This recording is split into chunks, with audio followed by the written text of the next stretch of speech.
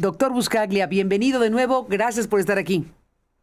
Un placer estar contigo, Carmen, como siempre. Y felicidades. Igualmente. En este seguimiento de cosas, ¿qué estás viendo, doctor? ¿Cómo estás viendo las cosas?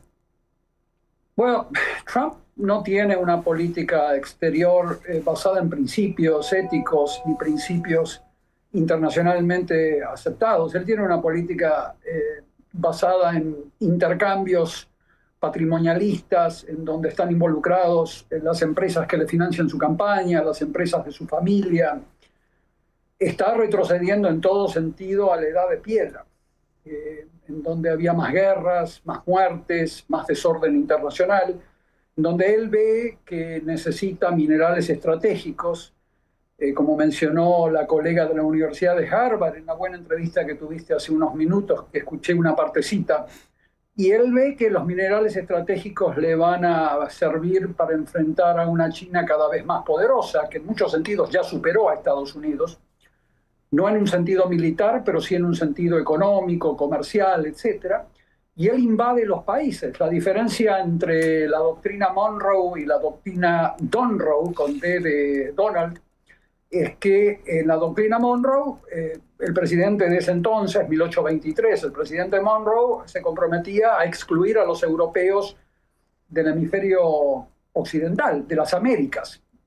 En este caso, lo que dice la doctrina Donroe, tal como lo explicó en esta conferencia de prensa, que te acuerdas que estábamos allí el sábado, Sí. La doctrina Donroe consiste en invadir, como hizo en Venezuela, a un país con cualquier excusa cuando él considere que hay algo en ese país que le va a agigantar su poder patrimonial. Insisto, no el poder patrimonial de Estados Unidos, sino el poder patrimonial de él y su conjunto de 75 empresas que él envía a Congo, que él envía a Arabia Saudita, que él envía a Rusia, que él envía a todos estos lugares donde dictadores, a cambio de favores, a cambio de inmunidad, le dan paso.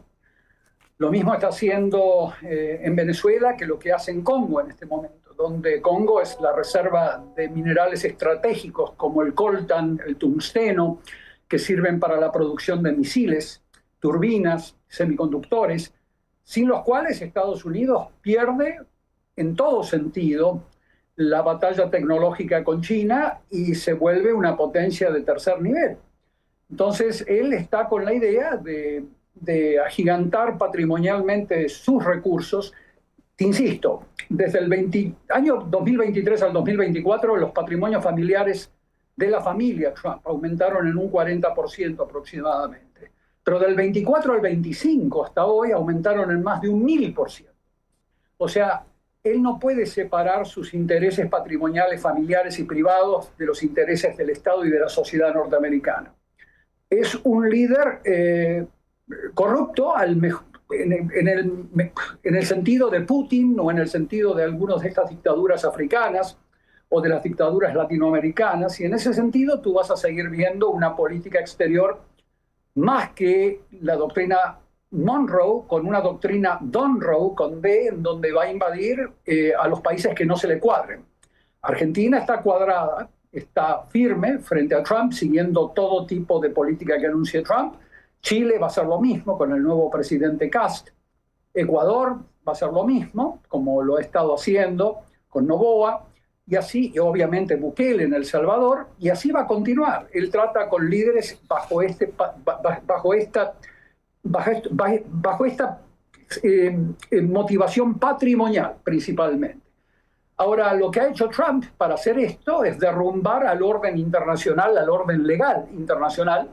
Te anuncio que ayer el principal asesor de seguridad nacional, el principal asesor político de Trump, que se llama Stephen Miller, es un señor que se lo conoce como uno de los símbolos de la supremacía blanca en Estados Unidos, un señor que ha venido apoyando el ataque al Congreso, ¿te acuerdas? Del 6 de enero del 2020, que justo ayer se cumplieron otro aniversario de ese intento de golpe de Estado por parte de Trump, que ha sido ampliamente investigado. Ese señor ayer anunció finalmente lo que muchos nos temíamos y anunciábamos, de que Estados Unidos no va a respetar ninguna ley internacional a partir de ahora, que la fuerza va a ser el único criterio para explicarse. Te estoy anunciando algo muy grave. anunció de facto el derrumbamiento del orden legal internacional. Lo dijo con todas las palabras. Muchos de nosotros contigo hemos estado prediciendo de que esto iba a ocurrir. Sí, pero dicho hemos en voz alta. estado prediciendo de que iban a intercambiar a Ucrania por Venezuela. Hemos estado prediciendo estas cosas y creo que las dije contigo en entrevistas al aire. Ahora ya lo anunció ayer en una entrevista que le dio a CNN en inglés, y creo que el periodista se llama Jake Tapper, en donde anunció directamente que a partir de ahora el criterio de la política exterior norteamericana va a ser la fuerza, al estilo Hitler, al estilo Stalin, y de que el orden legal internacional no se le aplica a una superpotencia en serio. Te estoy diciendo textual lo que dijo, estoy parafraseando lo que dijo. Lo podés ver en las entrevistas de ayer. Y otra funcionaria del gobierno de Trump, Fiona Hill, anunció de que sí, de que se había hablado con Putin de intercambiar a Ucrania por Venezuela. Ese criterio de lo que se denomina esferas de influencia en el orden internacional, que es volver a las cavernas, volver a los conflictos armados, en donde cada potencia declara su área de influencia de manera unilateral, conduce a más guerras. Eso está probado a lo largo de la historia internacional. España hizo eso en el siglo XVI, Inglaterra comenzó a hacer eso en el siglo XVII y Estados Unidos comenzó a hacer lo mismo en el siglo XIX. Todos periodos plagados por colonialismos genocidas, por guerras sangrientas, por una incertidumbre internacional debido a la falta de reglas legales comúnmente aceptadas. Uno podía argumentar, Carmen, que Estados Unidos era la potencia hegemónica que impuso esas reglas o convenció al mundo de esas reglas después de la Segunda Guerra Mundial y que a partir de los años 60 Estados Unidos fue violando esas mismas reglas que Estados Unidos ayudó a redactar. Muy cierto, lo hizo en Vietnam, lo hizo en Irak. Tú recordarás que en Irak llevó el caso de Irak a la ONU para recibir la bendición de la ONU, y al intentar convencer a la ONU de que había que invadir Irak, llevaron pruebas falsas de que Saddam Hussein tenía armas de destrucción masiva, invadieron Irak, después se probó que era una mentira, usaron a la ONU. Trump no hace ni siquiera eso. Trump ningunea a la ONU. La ONU no existe para Trump. Trump directamente va a invadir. Su área de influencia es todas las Américas, todas, Groenlandia, Canadá, hasta Tierra del Fuego en Argentina y Chile, y cualquier país que no se le cuadre lo va a invadir o lo va a tirar contra la pared para que se someta, como está haciendo con México y trata de hacer con Canadá. El próximo país en donde Marco Rubio y Trump están planificando que se derrumbe institucionalmente y que ocurra lo mismo que en Venezuela es Cuba. Además, Marco Rubio, desde hace décadas, con toda su carga emocional anti-Castro, que llevaba su familia, que llevaba él mismo en toda su carrera política, está viendo a Venezuela como un medio solamente, como un instrumento para derrumbar a Cuba. O sea que el próximo país en esta teoría de las áreas, esferas de influencia de cada una de estas potencias, que son principalmente China, Estados Unidos y la potencia regional, que es Rusia, a la cual le están entregando a Europa. Estamos volviendo a la vieja repartición del poder que tú veías antes de la Primera Guerra Mundial y después de la Segunda Guerra Mundial. A partir del año 45 comenzó a establecerse este orden internacional en donde las áreas de influencia y la imposición de invasiones, etcétera, se frenó por unas décadas. Fue un periodo relativo de paz a pesar de la Guerra Fría, y eso ya se terminó. Estamos viviendo el derrumbe de un orden internacional similar al que se derrumbó después de la Primera Guerra Mundial cuando cayeron muchas monarquías. Estamos viviendo un derrumbe del orden internacional similar a lo que se vivió después de la Revolución Francesa. Estamos viendo un derrumbe en donde antes podías argumentar, cuando se derrumbaron las monarquías en 1918, podías argumentar que podía ser para mejor, porque eran monarquías absolutistas, monarquías violadoras, colonialistas. Hoy es seguramente para peor. Ni siquiera estamos aspirando, de acuerdo a las palabras de Trump, de Putin, de Xi, de Orbán, de Fico en Eslovaquia, de Farage en Inglaterra, de Le Pen en Francia, de Alternativa for Deutschland, Alemania. Estamos viendo de que esta gente no quiere democracia, no quiere Estado de Derecho, y están emulando a Trump en todo lo que dice. Lo que te quiero decir en esta entrevista, Carmen, es que ayer Stephen Miller, M-I-L-L-E-R, Stephen Miller, un supremacista blanco que lo asesora a Trump, es el principal asesor político de Trump en la Casa Blanca, anunció de que a partir de ahora la ley internacional, el derecho internacional es irrelevante. Lo declaró irrelevante, obviamente con permiso de Trump, y de que a partir de ahora el único criterio prevaleciente en la política norteamericana exterior es la fuerza. Un discurso hitleriano. Sacale el tema judío a Trump, sacale el tema, pero las similitudes son horribles, son de terror. O sea, estamos marchando hacia las cavernas, hacia un periodo muy, muy oscuro de la humanidad, y uno podría tener la esperanza de que los países que aspiran a la democracia, y quedan países que aspiran a la democracia, se junten, se congreguen y bloqueen esta situación. Anunció hace unos días que en 2 semanas va a decidir qué hace con Groenlandia.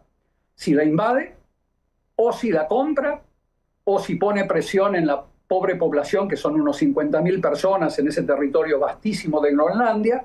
Si los compra, le da dinero a cada uno de los habitantes para que voten formar parte de Estados Unidos. Estamos ante un periodo muy oscuro, Carmen. No sé si fui claro en mi explicación. No, sí, suficientemente claro para hablar de la gravedad de las cosas, especialmente este énfasis que pones con toda razón respecto al orden mundial. Está trastocándose o muriendo el orden mundial conocido, pero ya dicho en voz alta por el protagonista, pues es otra cosa. Los analistas desde luego apuntan a ese sentido, pero ya dicho de esta forma, pues es un tema sumamente grave como lo mencionas. Déjame agregar un elemento que estamos aquí viendo que surge en estos minutos cuando tú y yo estamos hablando con el público o para el público. Estamos viendo que Estados Unidos, cito lo que está publicando Forbes. Un saludo a nuestro colega y amigo Jonathan Torres, que está dirigiendo Forbes. Forbes publica que Estados Unidos intentó este miércoles, déjame compartir esta información que está surgiendo, Estados Unidos intentó este miércoles incautar un petrolero con bandera rusa que estaba siendo seguido por un submarino ruso. Tras una persecución de más de 2 semanas a través del Atlántico como parte del bloqueo estadounidense a las exportaciones petroleras venezolanas, informaron a Reuters 2 funcionarios estadounidenses. Forbes y muchos otros estamos retomando lo que Reuters está informando. Esta parece ser la primera vez en la historia reciente que el ejército estadounidense intenta incautar un buque con bandera rusa. El intento de incautación se produjo después de que el petrolero, originalmente conocido como Bella 1, burlara el bloqueo marítimo estadounidense de petroleros sancionados en el Caribe y rechazara los intentos de la Guardia Costera estadounidense de abordarlo. Los funcionarios, que hablaron bajo condición de anonimato, dijeron que la operación del miércoles cerca de Islandia estaba siendo llevada a cabo por la Guardia Costera y el ejército estadounidense. Los funcionarios indicaron que buques militares rusos se encontraban en las inmediaciones de la operación, incluyendo un submarino ruso. No se aclaró la proximidad de los buques a la operación, pero no hubo indicios de un enfrentamiento entre las fuerzas militares estadounidenses y rusas. No hubo indicios de un enfrentamiento entre las fuerzas militares estadounidenses y rusas. No hubo comentarios inmediatos de Moscú. Sin embargo, el medio estatal ruso Russia Today publicó una imagen de un helicóptero sobrevolando el buque. La operación tuvo lugar pocos días después de que fuerzas especiales estadounidenses invadieran Caracas antes del amanecer del sábado en una redada letal para capturar al presidente Nicolás Maduro y llevarlo a Estados Unidos. El ejército estadounidense lo entregó, como sabemos, a las autoridades federales para su procesamiento por acusaciones relacionadas con el tráfico de drogas. Este es el contexto general, pero bueno, me detengo con este elemento novedoso que está sucediendo en estos minutos, Edgardo Buscaglia, para agregar el componente Rusia. Ya lo mencionaste tú, pero este evento del cual todavía nos falta información, este momento del cual tenemos apenas estas primeras líneas, pues nos habla de situaciones de enorme tensión. Claro, sabes, Carmen, que te recuerdo, tú te vas a acordar enseguida, que en septiembre del año pasado, junto a Samuel González Ruiz, mi amigo el doctor Samuel González Ruiz, ambos aportamos diferentes análisis a lo que hoy sucede en Venezuela, y por ambos lados, él y yo, analizamos los escenarios de riesgo que se estaban presentando entonces. Por mi parte, te anuncié en septiembre de que lo que Estados Unidos pretendía hacer era establecer un bloqueo marítimo, terrestre, aéreo y cibernético, te conté. Y eso es lo que está haciendo hoy Estados Unidos. Y le está lanzando un mensaje a Putin diciéndote, tú quédate en tu esfera de influencia, que ya negociamos en Alaska. ¿Te acuerdas la reunión de Alaska que tuvo Putin con Trump el año pasado? Y nosotros nos quedamos con nuestra área de influencia. Y en la medida que quieras seguir penetrando, sacando provecho de esta región que es nuestra, vas a tener problemas como los que estás teniendo con este buque y otros. Eso es un poco el mensaje de lo que sucede cuando se pronuncian áreas de influencia, donde cada potencia regional o global dice, esta es mi área de influencia. Esas áreas de influencia no son áreas matemáticamente definidas y aceptadas por las otras potencias. Siempre las potencias tratan de invadir, de sacar provecho de las áreas limítrofes, y de ahí surgían tantas guerras a lo largo de cientos de años en Europa. Europa vivió con cientos de guerras a lo largo de siglos y siglos y siglos, desde el Imperio Romano, hasta que después de la Segunda Guerra Mundial se estableció el orden legal internacional con las Naciones Unidas. La Unión Europea es un monumento a la paz internacional. Europa Occidental no tuvo guerras desde la fundación de la Unión Europea en los años 50. Y ese orden internacional, Trump lo está colapsando. Por su espíritu autocrático, dictatorial, que yo te vengo comentando hace años, por su espíritu de corrupción política, que él siempre lo acompañó en sus negocios privados y en su función pública, por el hecho de que él se siente mucho más cómodo interactuando con dictadores, en donde puede negociar todo inmediatamente en una reunión y no lidiar con líderes democráticos como el canciller Merz, que tiene que ir a su Bundestag, a su Congreso, tiene que pedir, tiene que someter todo al voto parlamentario. Trump no se siente cómodo con la democracia, nunca se sintió cómodo con la democracia, y en sus obras que le escribieron o él escribió, el tipo lo decía abiertamente. Por lo tanto, estamos marchando hacia las cavernas, hacia las guerras. Van a aumentar los conflictos, ya aumentaron con Trump. Pasamos de 35 conflictos entre estados a 61 hoy. Se duplicaron los conflictos entre estados y se va a poner mucho peor.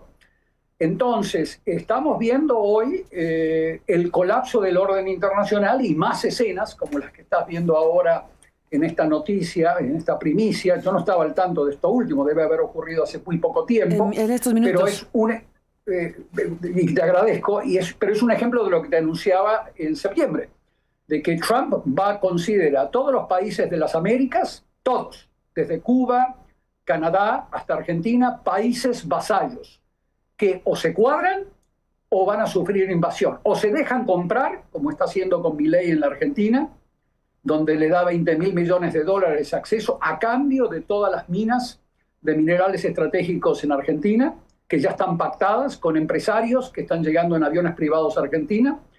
O me das el país tal como te lo estoy exigiendo y te cuadras, yo te doy $20.000 millones, porque Argentina es crónicamente inestable. Necesitaba ese dinero para ganar las elecciones parlamentarias de hace unos meses, pero o te cuadras o te invado. Esa va a ser la regla de Trump y la regla de J.D. Vance, que es el vicepresidente, que es aún peor que Trump. Qué frase la tuya, porque, O te cuadras o te invado. Esa es la frase. O te cuadras o te invado. Esa va a ser la política de la esfera de influencia de Trump. Putin obviamente ya está haciendo eso hace años. Con Georgia, lo hizo con Chechenia, lo hizo con Ucrania en varias oportunidades. ¿Te acuerdas? La primera invasión en el 2014, lo volvió a hacer en el 2022. Esa ya era la política de Putin. Putin fue un pionero de la teoría de las áreas de influencia, que muchos idiotas útiles académicos se la valoraban y se la celebraban, diciendo, sí, Rusia tiene derecho histórico a estar en Ucrania, porque Rusia tuvo su origen en Ucrania. Todos mitos históricos que nunca se probaron, que sería el mismo criterio que podría aplicar a Argentina con Uruguay.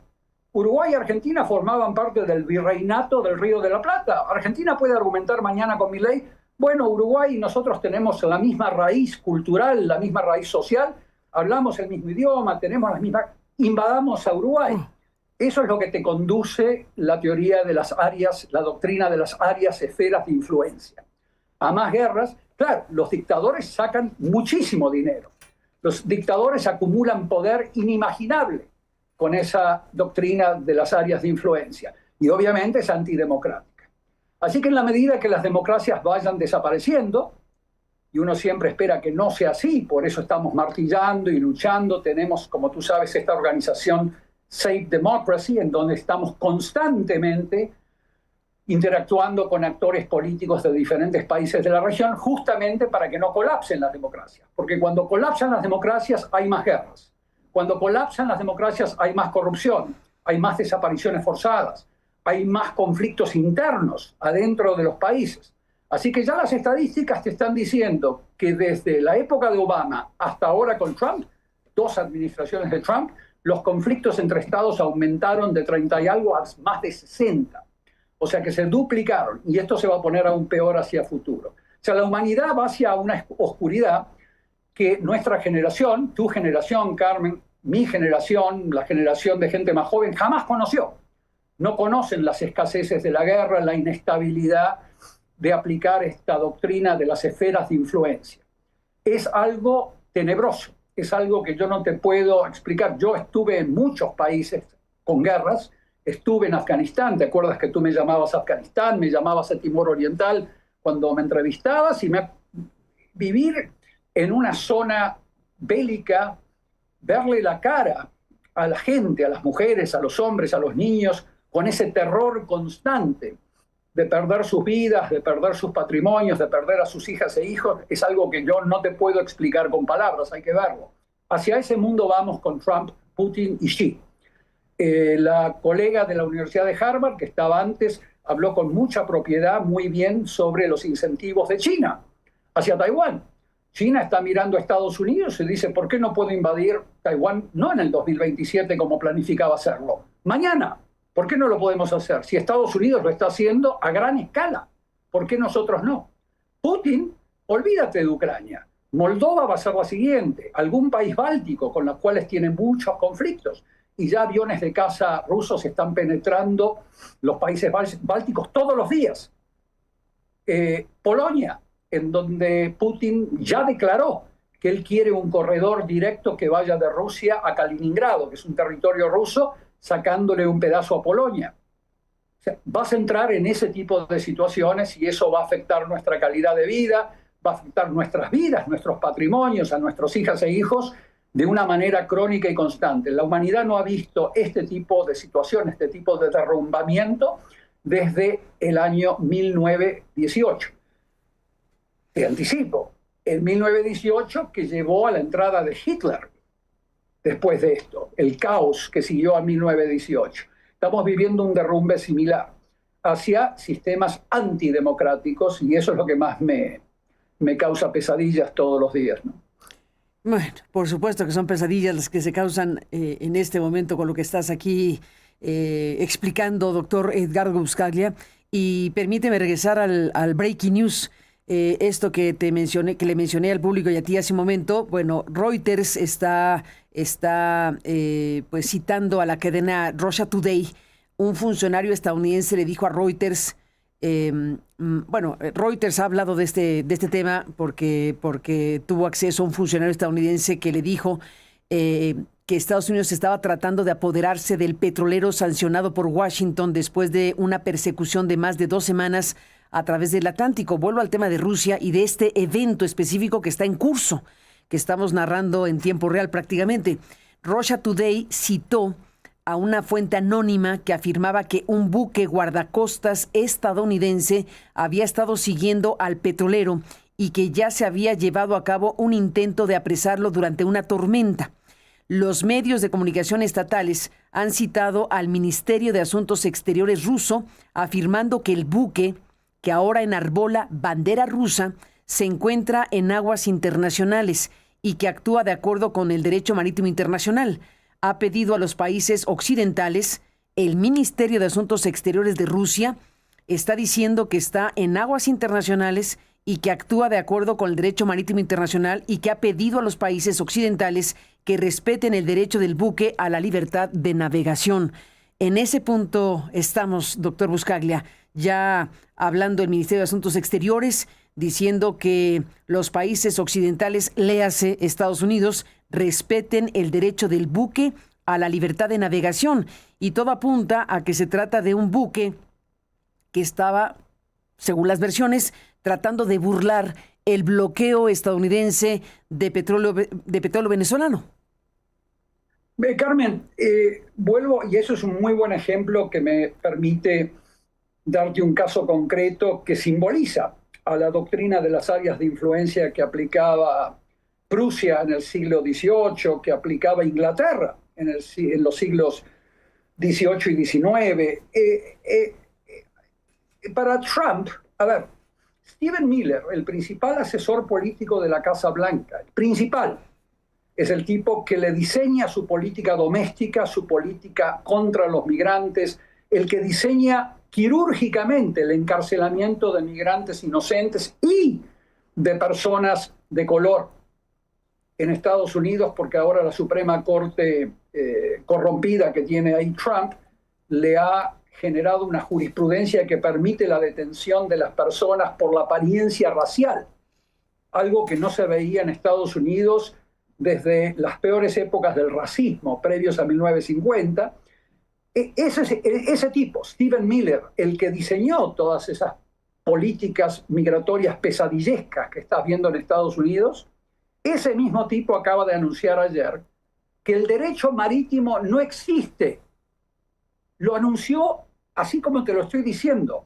No hay ley internacional que nos limite, dijo ayer Stephen Miller. No existe. Lo que está, el que escribió ese statement, esa declaración sobre el bloqueo de esa embarcación, no lo ha escuchado Stephen Miller, lo anunció oficialmente y además lo repitió en CNN en una entrevista larga que le hizo Jake Tapper. Entonces, estamos en una situación de caos.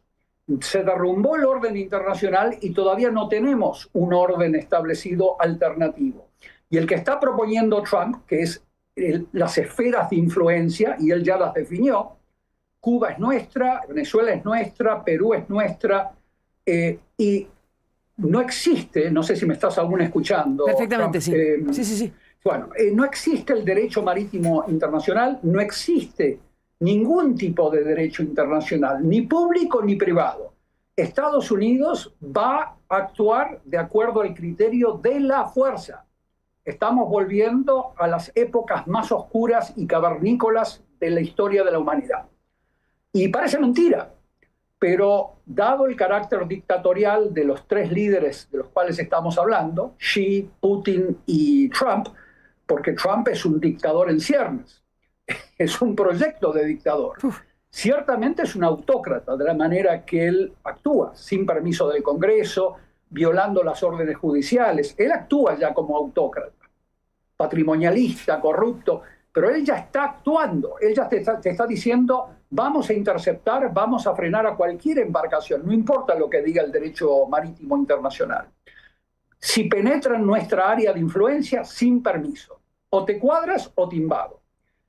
Milei se cuadró, Kast en Chile se va a cuadrar, Noboa en Ecuador se cuadró, Bukele le sirve como un canal de encarcelamiento masivo, violatorio de los derechos humanos fundamentales que no se había visto desde la Argentina de los 1970s. Hoy estamos viendo un derrumbe del orden internacional.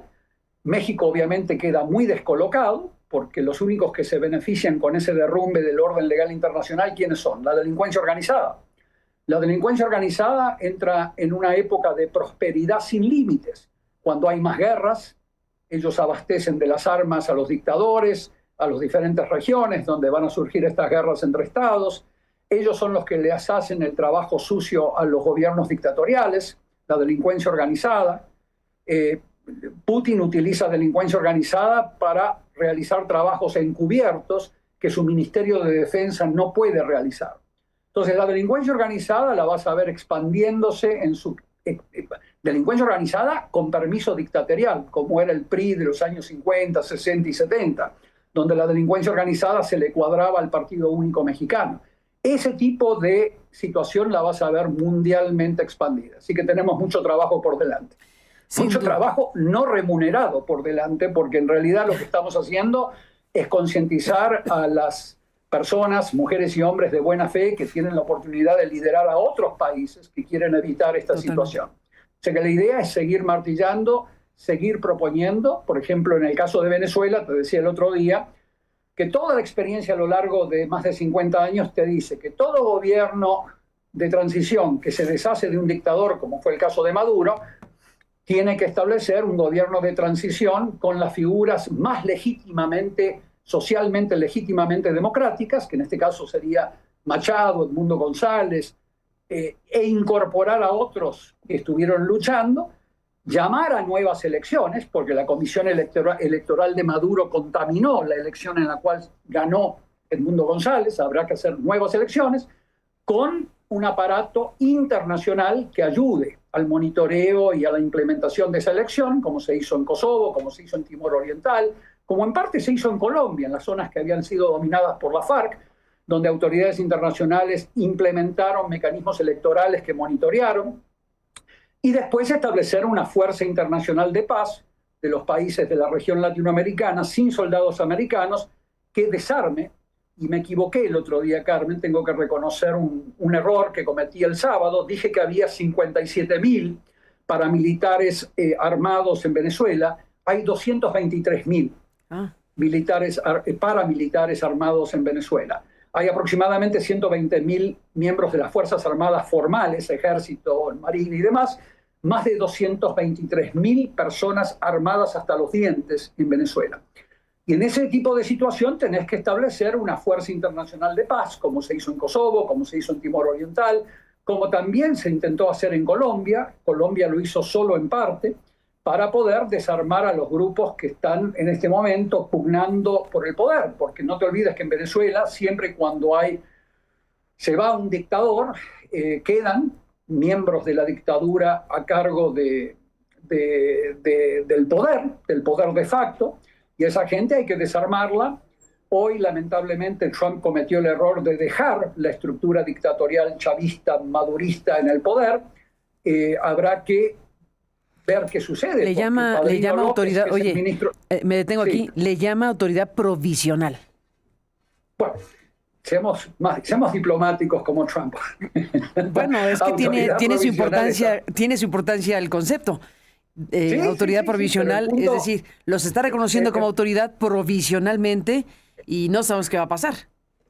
Claro, porque los hermanos Rodríguez están en pugna con Padrino López y con Diosdado Cabello, el ministro de Interior y el ministro de Defensa. Y son ellos los que controlan a estos 223.000 paramilitares.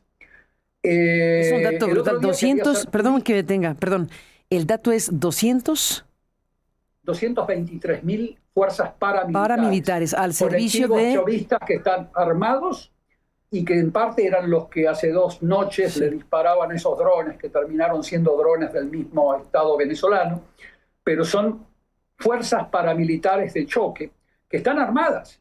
Entonces, cualquier tipo de desacuerdo entre Delcy Rodríguez y Diosdado Cabello o Padrino López, esto termina en una guerra civil. A ver, hay diferentes escenarios de guerras civiles. Hay guerras civiles como las de Kosovo, las de Timor Oriental, en donde un gobierno dictatorial no permite que la voz de la gente se pueda expresar de manera democrática, y eso conduce a que fuerzas rebeldes tomen las armas para destituir al dictador. Esos son los insurgentes en términos mexicanos, ¿no? Gente que, por buena causa, eso es una guerra civil también. Y hay guerras civiles en donde los mismos mafiosos se disputan el poder, con mala causa. Y ambos tipos de guerras civiles son muy probables en Venezuela, considerando que tenés enormes cantidades de gente armada, organizadas por diferentes miembros de la mafia chavista, y recordándote que el gobierno de Maduro se financiaba a través del tráfico ilegal de oro, el tráfico ilegal de tungsteno, de coltán, el tráfico ilegal de petróleo y además el tráfico ilegal de drogas y de armas. Entonces, todos esos dineros quedaban algunos en los bolsillos de los generales, que son más generales que los que tiene toda Europa y Estados Unidos juntos, 2.200 generales tiene Venezuela, en donde esos generales se repartían el dinero y muy buena parte de ese dinero sucio llegaba a las arcas del Estado venezolano, que no tenía otra manera de financiarse.